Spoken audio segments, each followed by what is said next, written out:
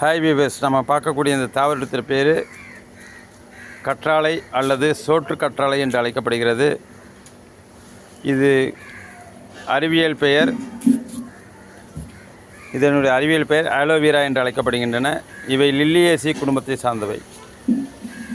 இவை மருத்துவ குணம் கொண்டது. இவை வளர்ப்பது எளிது. இது போன்று ஒரு சிமெண்ட் உரை தொட்டிக்குள்ளே வைக்கலாம், அல்லது சிமெண்ட் பாட்டு அல்லது கிரவுண்டு தரையில் வைக்கலாம்.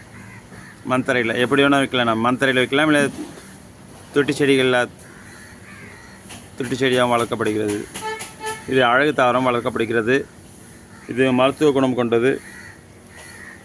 இது ஃபேஷியல் போன்ற பயன்பாட்டிற்காகவும், இதில் உள்ளே உள்ள ஜெல், இதனுடைய உட்பகுதியில் உள்ள ஜெல் ஃபேஷியல் போன்ற உபயோகத்துக்காகவும் பயன்படுத்தப்படுகிறது. மற்றும் மருந்து தயாரிக்கவும் இது பயன்பாட்டில் உள்ளன. இது அழகு தாவரம் வளர்க்கப்படுகிறது. மருத்துவம் குணம் கொண்டது.